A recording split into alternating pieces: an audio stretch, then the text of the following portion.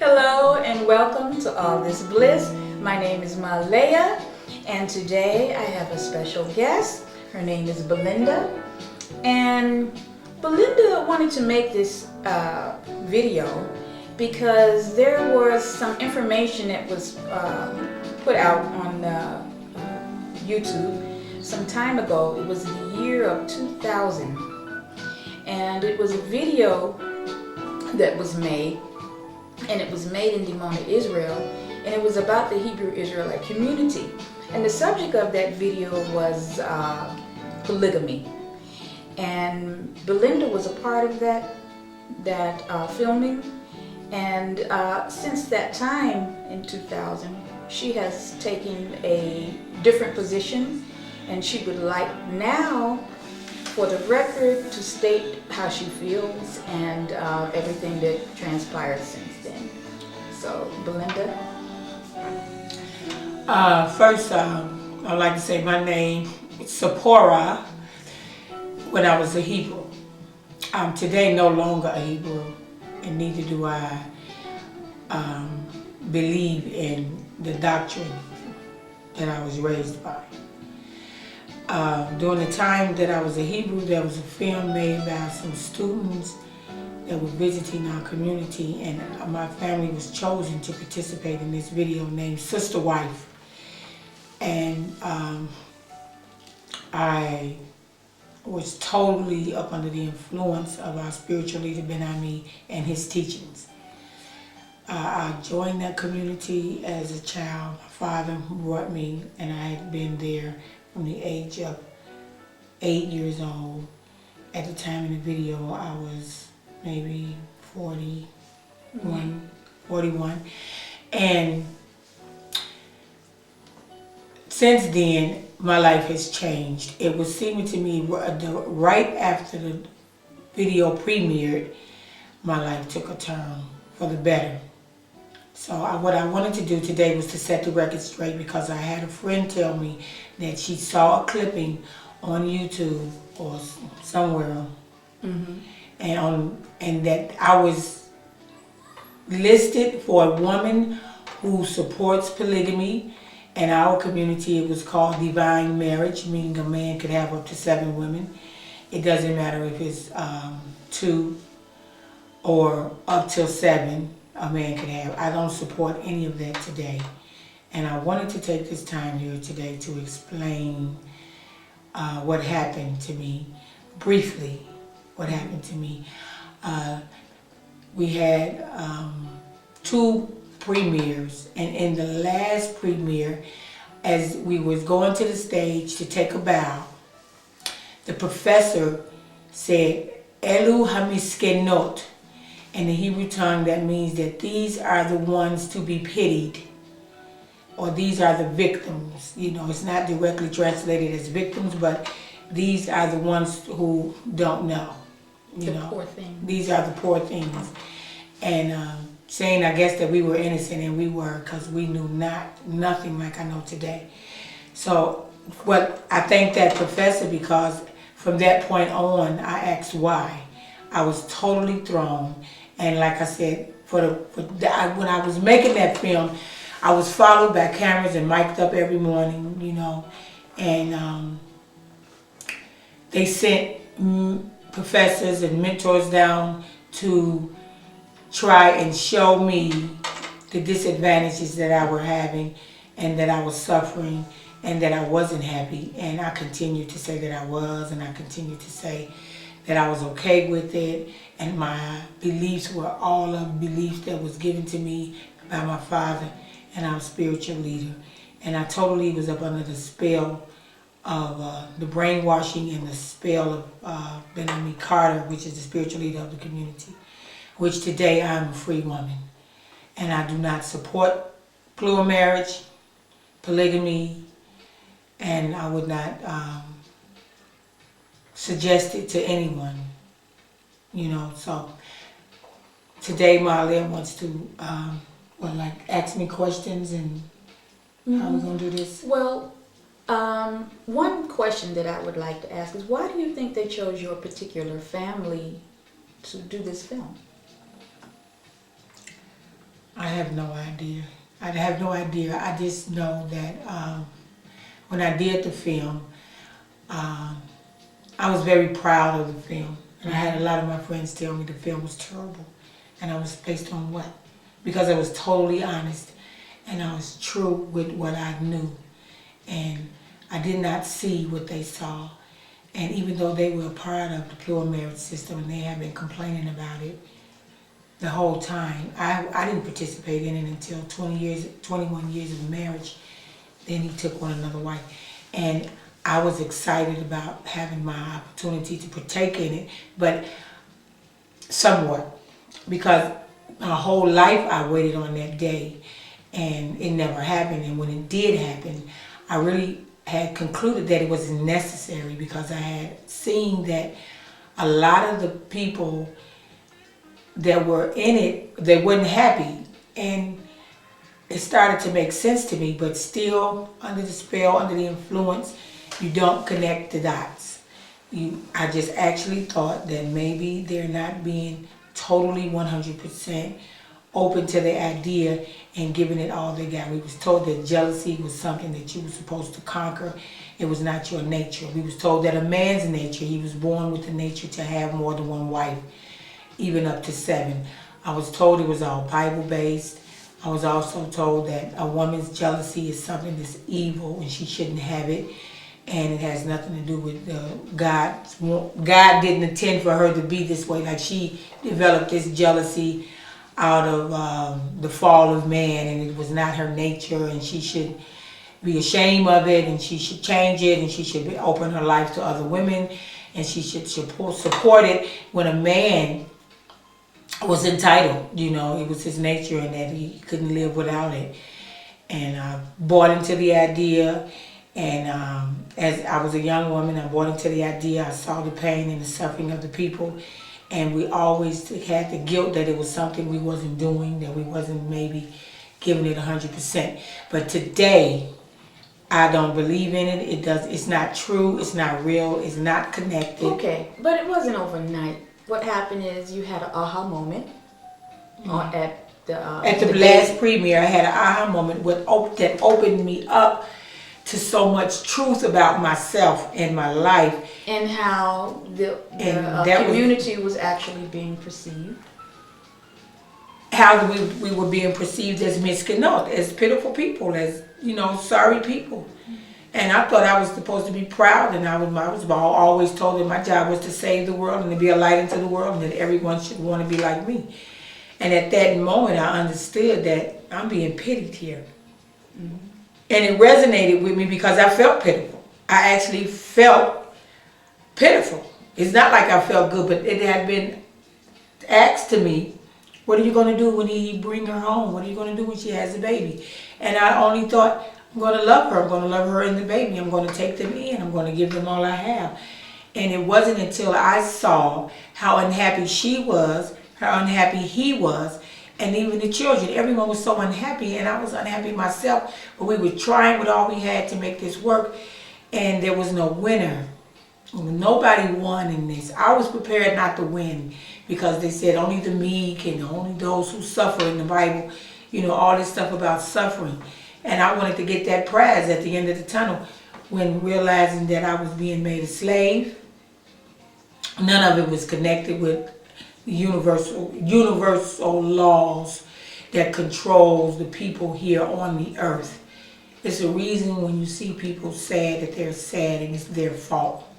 And it's always their fault. They're always choosing. And we had lost the right to choose. We were given lots of rules, lots of things to live our lives by that God wanted us to do. So the leader teaches, and that your father taught you that this is not good, that it's not good. The right to choose was totally taken away. And the guilt just took over of not being good enough, and everyone trying to prove themselves and trying to be guilty. And then lots and lots of fear of failure and not being presentable in the eyes of y'all, which today I don't believe in. I don't believe in none of those teachings, and I've totally changed my life. I'm a free woman today. I don't believe in none of the doctrine from the community, none of it. A lot of people, they free themselves in degrees and measures, and they are entitled to take their journey throughout this life experience of theirs. And for me, I would say that it gave me so much,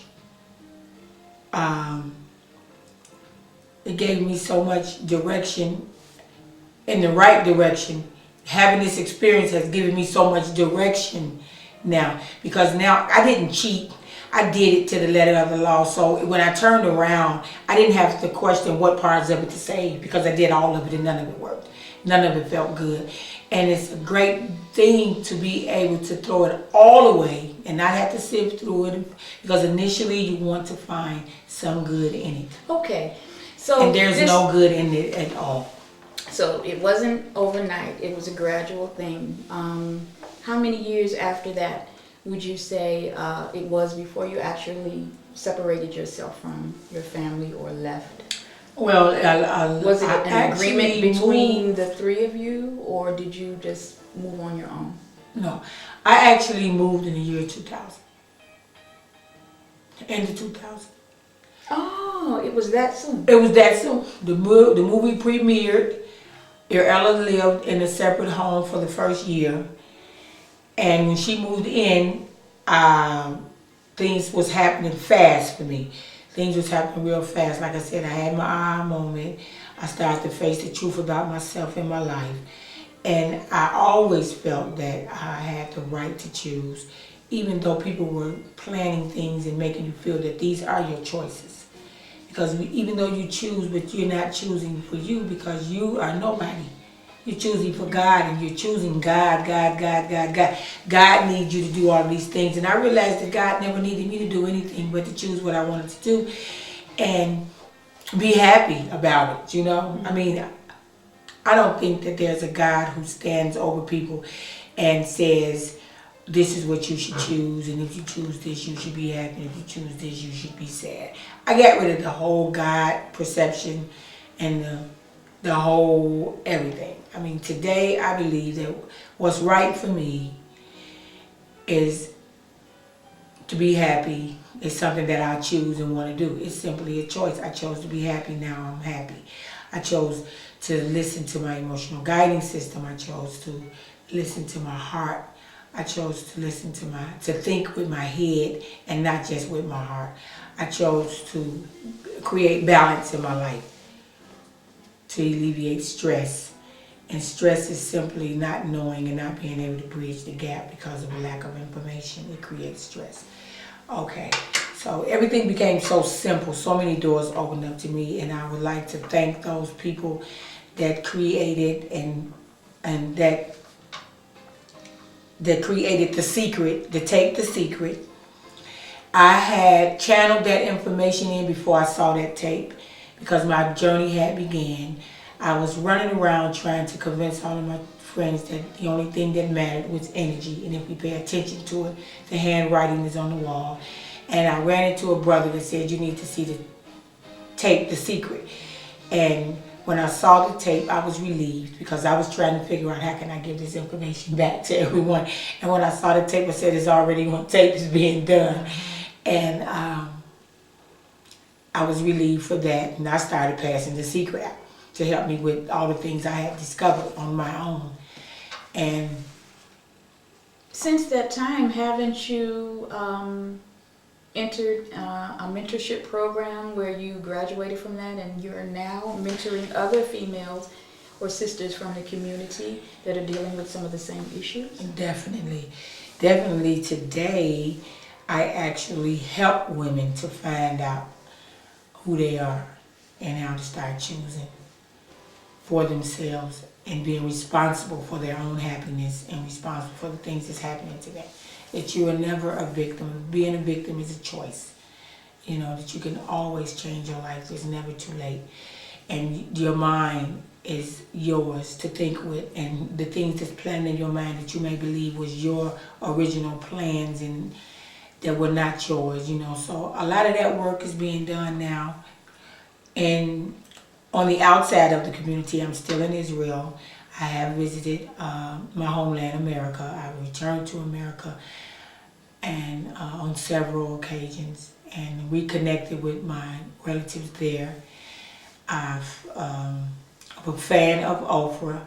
Oprah actually and Dr. Phil confirmed a lot of the things that I knew and felt, and became my mentors and became my what we called in our community crown sisters and crown brothers, people who were supposed to help you, you know. And those people helped me and confirmed what I was feeling and put me exactly where I needed to be, where I should have always been. I ain't gonna say should have. I'm gonna say because things happen for a reason, and I don't know why I woke up at this time. You know, I question why now, but even I think if I had woke up before, that I could have been consumed by my enemies. But now I woke up within the right time, and things support me. So I think everything happens for a reason.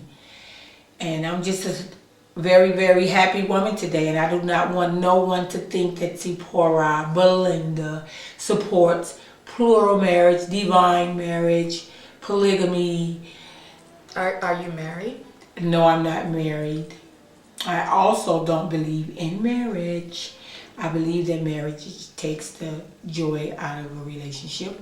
I believe in committed relationships. To be committed, to choose to be committed. I believe that that's a great thing, to be in a committed relationship, because you can test yourself and grow and discover things that you won't discover as long as you're spreading yourself thin or being in too many places. I think when you're focused on one relationship, you can discover and grow in love with a partner, or grow apart and find another one.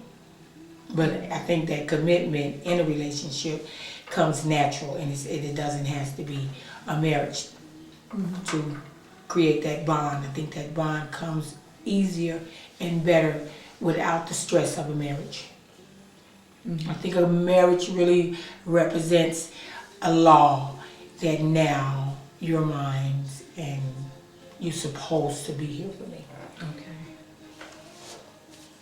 I think when you let it flow, it's not a marriage, then that person knows that the independence of the other person is always an option, even though you can get a divorce. But I've watched how marriage has put such huge amounts of pressures on relationships. So I choose. I'm not asking anyone to take my advice or to choose because I've chosen. That's on them. But I've chosen not to believe in marriage. So basically, you're a spokesperson now for yourself and not other people. Yeah, I mean, I share. When you choose to live your life. I share my experiences with the world. I share my experience with people. You know, I don't choose for people. They have to choose. But I do mentor people by painting a picture for them and letting them choose. Okay, well, before we wrap it up, is there anything else you'd like to say? That's basically it. Okay. So for any of you that may have seen that particular film, Sister Wife, that premiered in the year 2000, this is Belinda, who participated in that film, and she's here to set the record straight that she no longer supports polygamy, and there are quite a number of other things that she no longer supports. Are you a member or ex-member of the Hebrew Israelite community? I'm definitely an ex-member, and parts of me do not even want to be associated with saying ex-member, but that's my history and I have to own it, you know. But I'm still learning why I went through that experience. I do know that I was brought there by my father, and I chose to stay there. I had a sister who left early on and a brother who left early on. They were both older than me, but I chose to actually stay and fight because of who I am, you know, for what I believed in, only to realize that It was all wrong. It was none of it right. It wasn't healthy. It didn't produce the results that we were lied and told that it would produce. It didn't get us the land. It didn't get us the happy marriages or families. It did not create businesses and jobs, and it did not. Everyone in the community is poor, and if you became rich, the money gets wasted and given away and thrown away. So money, the mind is gone. It destroys your mind. Okay. Well, here we see the new Belinda, a new smile, a new attitude, a new walk, a new talk. And with that, we just want to say thank you for setting the record straight. Thank you. You're always welcome. I thought you said you was going to have something No, to say. I think that if we say too much more in this particular video, we might lose the attention of the audience. And so with that, I just want to thank you again. Okay. And Just wanted to set the record straight because that really did bother me when I heard that they're still promoting me, as one who supports it, and I'm totally against it. 100%. okay. And that looks like a real smile that's on your face now. Yes, Not one for the yes. Just I know you, so it was really disturbing to hear that, and I've done other videos on the Mohammed show, and I spoke out against the community, and I've exposed a lot of things that has been happening in the community, and my position has definitely changed. There is one thing, though, that I would like to say, and I didn't feel like it was necessary to make a whole video to say this, but I'm very, very pleased and happy to say that many members of the community are awakening, and they are taking their power back, and they understand that it's not a revolution in a physical sense, but it's a revolution of the mind. You take your power back first by not necessarily joining an organization or being a part of, okay, we all live here in this particular block or in this particular building or in this particular organization, but you take your power back by going back home, going back inside and claiming your own personal power. You individually take your power back by straightening out your home. You straighten out your family situation. And then that trickles down into your community, and then from there it spreads around the world. So I'm very happy to say that there's a lot of work that has been going out and spreading the word about some of the different things that have been a problem, but people are awakening, and it's a very joyous and happy occasion. And at this point, we just need to continue to do the work that we need to do on a personal level, and that is the light that goes forth and shines from Jerusalem. Thank you again, Belinda. Okay. Okay, and peace out. Thank you.